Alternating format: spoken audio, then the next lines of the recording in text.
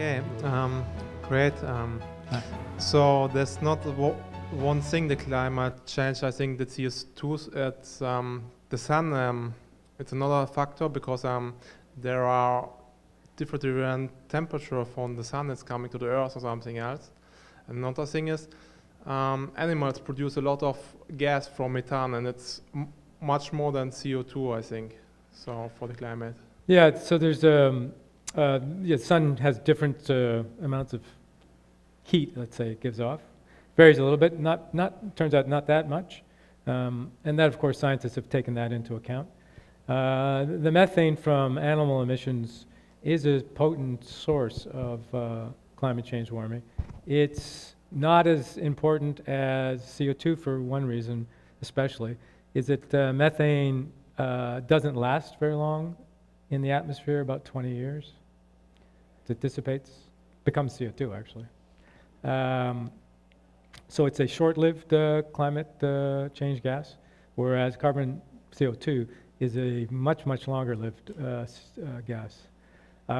But to get our temperature, keep the planet from getting super hot, we have to act on both. We have to act on methane and on CO2, as well as ozone, which is another greenhouse gas even more, or not ozone, HFCs. Have you seen the new products coming out by Tesla? They have a semi-truck that actually has a range of 700 miles, and they could charge while they're offloading. That would be ready to go today, except for the infrastructure's not set up for them. And they also have a pickup truck that will have like a 600-mile range. And the semis also, we won't have to worry about on the highways anymore about the heavy loads taking so long to go uphill and the dangerous when they're going slow, because they have much more power. They have to where they could keep the speed limit going up a 6% grade.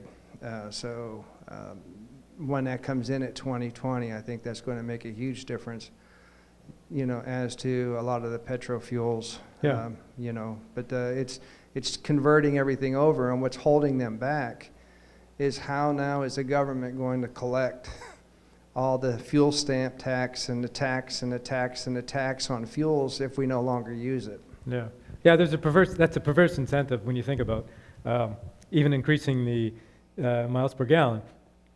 The government makes money based on how much gasoline is consumed. The more it's consumed, the more money in taxes government takes, especially at the state level.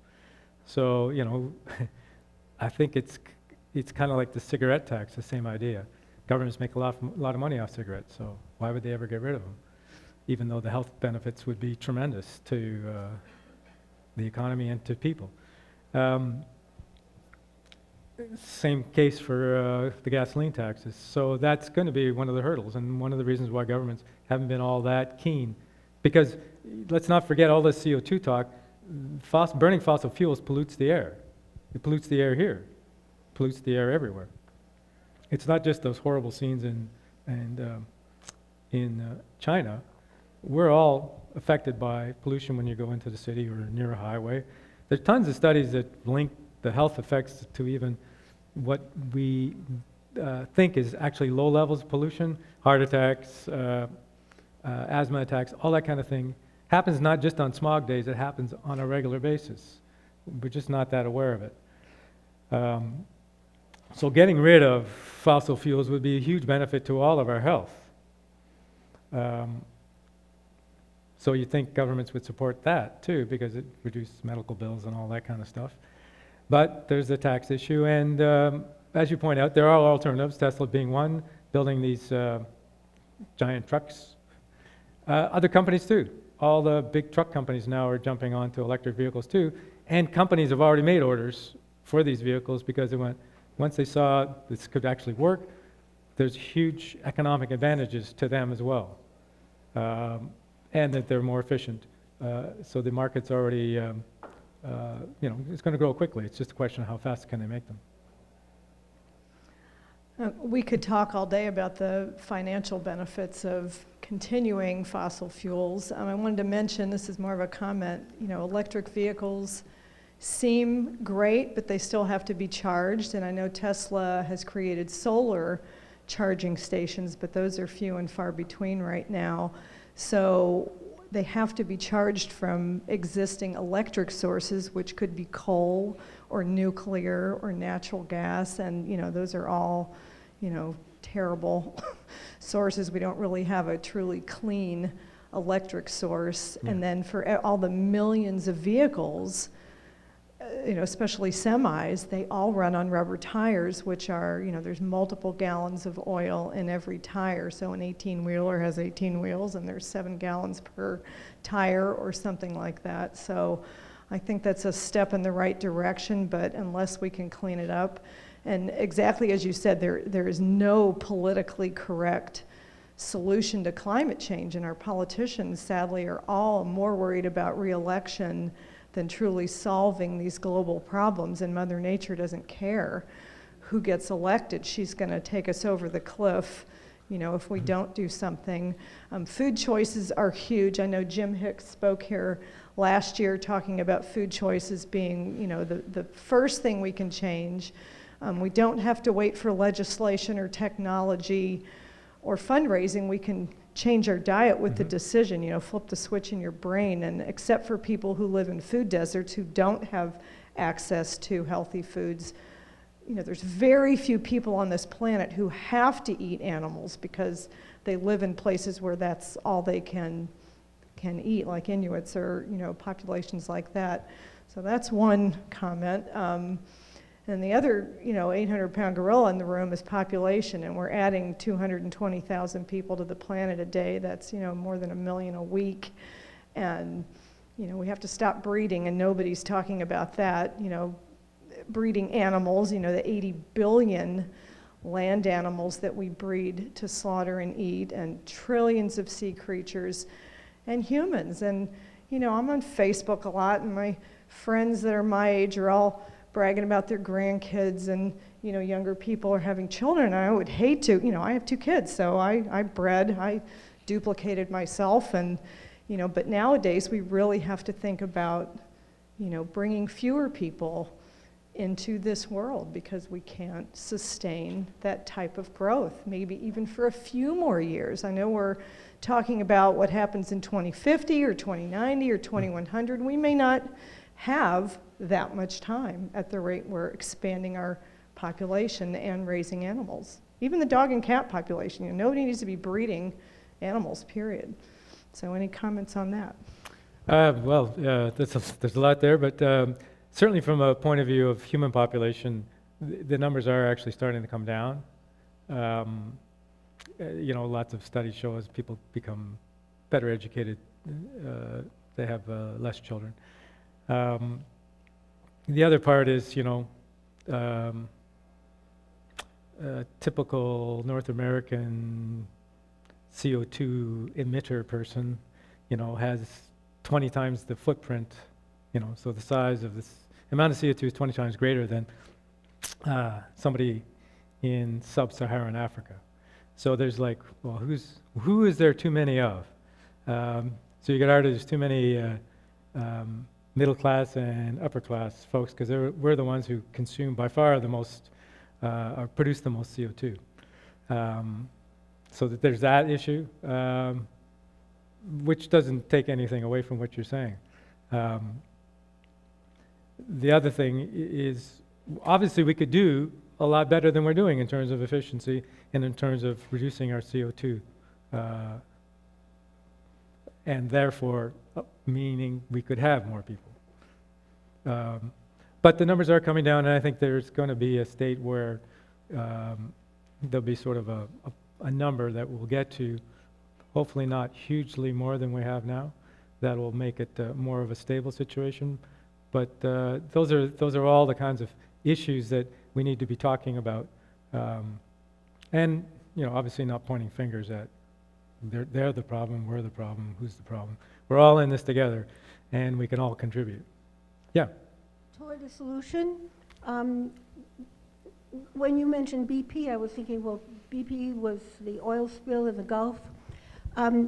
What about organizing lists that are available for everybody on the internet which has now been made available even to the smallest countries through these cloud things, that fantastic technology that floats the possibility of internet all over the world. Making a list by industry of all the companies that are workable for our planet, and having that available to every housewife and house husband and child when they're looking at what to get, having the teachers become aware of those choices at schools, just making that free, as this conference has been so graciously made free to everybody, so that before you do anything, buy anything, you just see what companies you want to give money to support. And that sounds too simple somehow. No, it's not. It's a good idea, because people can't do all research to figure out who's doing the right thing and who isn't. There are some lists of that of companies who are incorporating climate change into their strategies, and some companies that have made a commitment to reduce their emissions to zero. Can you imagine at all these college fairs where people come and they have a booth, having somebody with these lists available? Yeah. Well, which company do you want to support? Take a look and see if any of them are here. Yeah. And getting Bill Gates, the foundation, getting him, bringing to attention that this is possible, and having him support getting these lists out to everybody.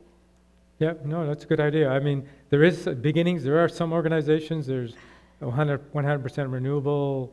I think it's RE 100% is the website. And so they have communities that have gone 100% renewable, like so little small towns and some cities that have committed to 100% renewable in 10 years. I think San Francisco is actually one of them. And then there's another group that's, I think it's 100 by 100 by 100. Anyway, so the idea is 100% renewable energy, 100% electric vehicles for these companies, and 100% for something else, which I can't remember. So there is that starting to happen, this kind of listing.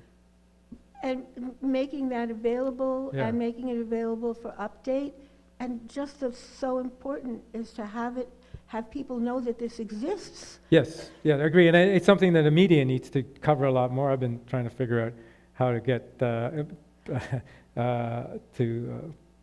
write some stories about it, but also to get them published, because it's the latest disaster is always the favorite topic for most media outlets. So Berkshire Hathaway, if you have one share of that, you can go to a conference of all the people there, and you can speak to him. And if Warren Buffett made known that this list was available and all you had to do was go to a website, that would be such an, I mean, everybody who does or doesn't have a Earthway Back Berkshire Hathaway share would it would make the news. Yeah, it's a good idea. Okay.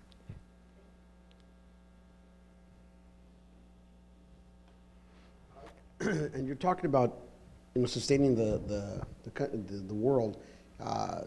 Is any availability to Agenda 21 trying to depopulate the Earth? No. Thank you.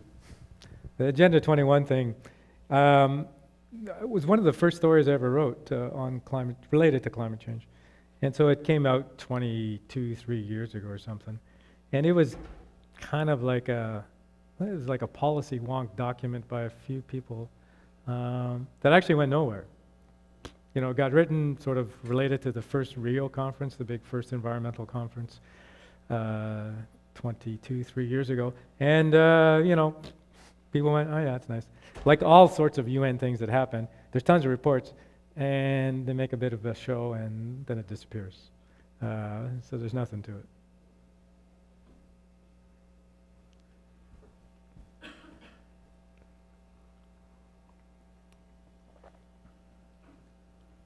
Thank you. I think you said those that contribute the least greenhouse gases will suffer the most? Yeah. What? Can Oh, you so elaborate? it's the countries, the poor countries that don't actually emit very much CO2. that are being impacted, because they're generally in the south part of the world where a lot of impacts are already happening. They're also where they can't buffer themselves from the impacts. So when you have a heat wave, let's say in Pakistan, that's 130 degrees or 140 degrees, which they've had. What do people do? They don't have a lot of air conditioning. So they die. So thousands have died in Pakistan and India in the last few years from heat waves, tens of thousands, because they can't get cool because they don't have access to air conditioning. So in the richer countries, we can afford air conditioning, cooling stations. Yeah, we still have some fatalities, but nowhere near the scale. Similarly for hurricane damages or sea level rises that are affecting things, the impacts are greater because they don't have the resources to protect themselves from these changes. Yeah, thank you very much for the this great information. The way I see it is, it's very complicated, right? But it's hard to change other people and change a system. Mm-hmm. What we can do is just at least change ourselves, right? So I did place $1,000 deposit on a Model 3. Yeah. And my roof is about to do, to replace the roof, it's gonna cost another $10,000, $15,000. So why not install the Tesla, solar roof to, again, convert and use that energy. And that will charge my Model 3 that's coming, hopefully, right? And with the Powerwall, I can save the energy, and as well as use it at nighttime. So probably be off the grid. Personally, I could, go vegan, right? Again, that leaves a lot less carbon footprint, and it's healthy, right? It all makes sense. But in terms of this is what I can do, and then show my friends, my family, teach my kids to live the lifestyle that will minimize everything. And that will hopefully spread. When they see that this lifestyle is great, and I save money, energy, and everything, then, why not? They'll follow through, right? Mm-hmm. But in terms of the big picture, one of the biggest problems is how, the people in power are so corrupt. Right, you have all these big companies all these money that's buying all the politicians and making it work for them instead of, the society, the government, the people. So, if the government, the president, the Congress, the judges, everybody can be bought and can be corrupted, then, there is no political solution to this until that stops. That's what how I think it has to stop. The political solution is actually to stop that corruption that's happening, and then like people like Elon Musk with all these great visions and creating these products that is beneficial for all and for society, then support them, support all those people, all those companies that are in that way. That's how I see it. Well, thanks. Yeah, it's a good point. That's a little beyond my remit, but I would agree with you. Money in politics is a huge issue in much of the world. Here, obviously, it's been getting to be a bigger and bigger problem. Yeah, I think what happens, hopefully, is, folks like you who do these things, who are making these changes, suddenly make these other companies unprofitable, so they can't afford to dole out millions of dollars in campaign funding. They end up going bankrupt like a lot of coal companies are now. And yeah, they're going to hang on by their claws and do whatever they can to stay in business, but the tide's already turned, so they're going to go down. They're just going to make it messier and more difficult, so we have to be stubborn and persistent to keep on doing the right thing and pushing for change. Because the alternative is, revolution. Because the climate impacts will get so severe, people will tear the oil and gas and coal infrastructure apart with their bare hands. Because they'll know this is the reason why, the weather is killing my kids and ruining my life and preventing our, economy from being able to do anything beneficial for us. So, we don't want to go that way. But that's the inevitable outcome. So any reasonable person would not want to take the risk, and you would want to act. And you're a reasonable people, so I'm sure you already are acting, and will continue to do so. But it's, you know, it just seems to me pretty insane to not want to make these changes given the huge consequences and risks we're going to face.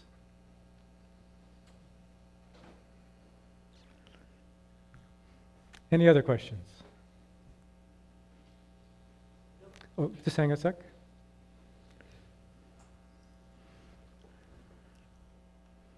You know, earlier on you made a statement that CO2 in the atmosphere lasts forever. What about plants and all that? You know, the photosynthesis. Yeah, that's a good point. Plants can do absorb CO2. So that's the, you know, way in which we can help reduce the amount of CO2. I mean, the CO2 is still in the plant. It's just taken from the atmosphere into the plant. And when the plant dies, it'll emit that CO2 again, or will release it, unless it's sort of trapped under the ground in the soil, and then becomes part of the soil carbon, which is really good for growing stuff. So one of the bigger sources of CO2 emissions is deforestation, cut the forest down. We've lost that CO2 sponge that trees are, and then emitted a bunch more CO2 because of the cutting down the trees, and they rot and emit more CO2. So yes, planting more trees, you know, Earth was once pretty well all forest on the land. There was very few deserts at one time. You know, the US being a good example was almost all, except for the prairies, forests. And same with Canada, virtually all forests. So we've lost the vast majority of the planet's forests, which helped keep our climate stable. Planting more forests, keeping more forests is, you know, win-wins. Good for biodiversity, which is a whole other topic which I haven't gone into yet, or not going to get into today, which is the life support system of the entire planet, because it all works together. And forests are a big part of that. So.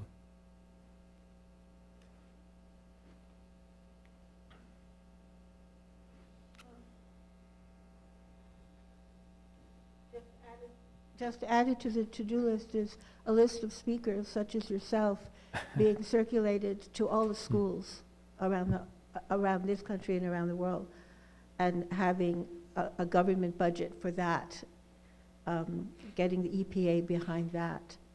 Because these presentations that have been here at this conference, you can't come away the same. You just can't.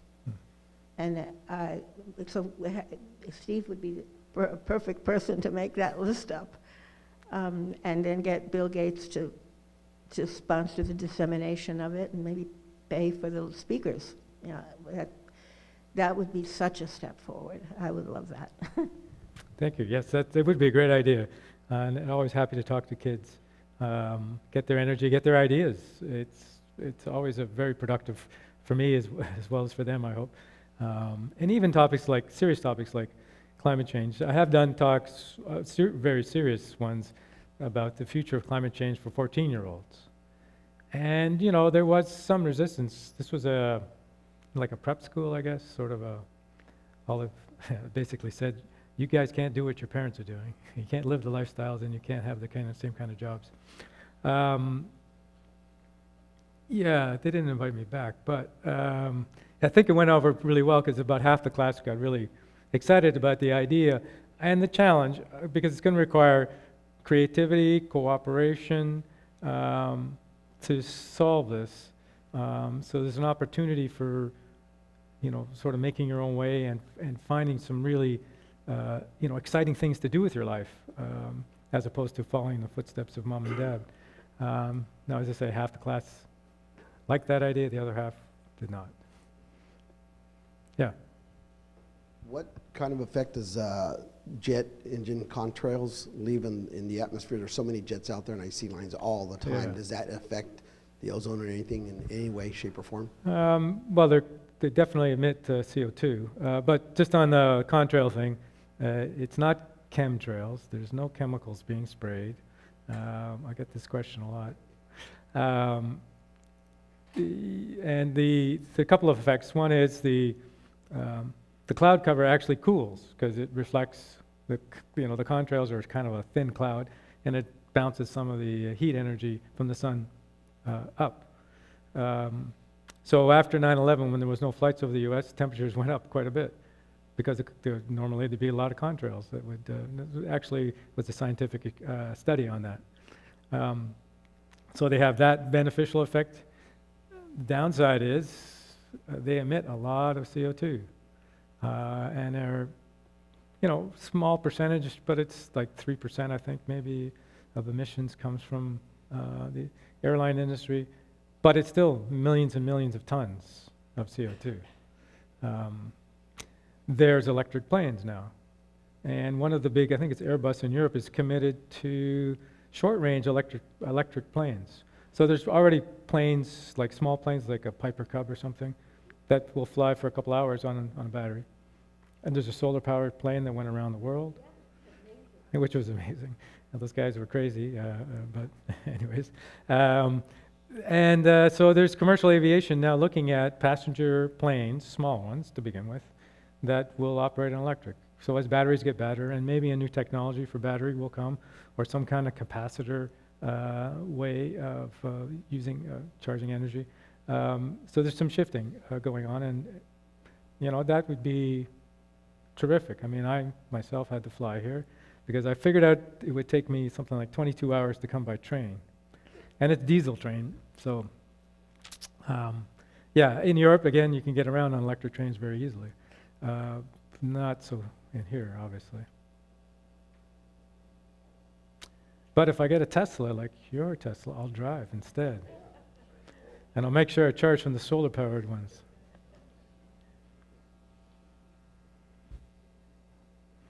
Any other questions?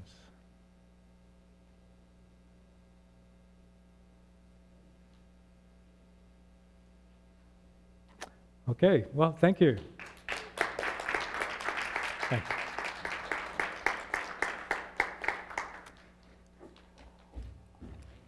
Thank you, Stephen. If you would like to get his book that signed, you can buy it here and he will sign it for you. We're going to take, there's free vegan ice cream. We're going to be back at 2 o'clock with James Howard Kunstler, who will be speaking on the long emergency up close and personal. And we want to thank the Hippocrates Health Institute for being a sponsor of this lecture. If you call up Hippocrates and tell them you want the real truth about Health Advantage, they will give you a 10% discount on a stay at Hippocrates during the conference. Also, if you haven't signed up for the raffle, please go to our website, sign into the live stream, and on the right there's a green button, and you can sign up for all those great raffle prizes. See you back at 2 o'clock and have some vegan ice cream. Thanks.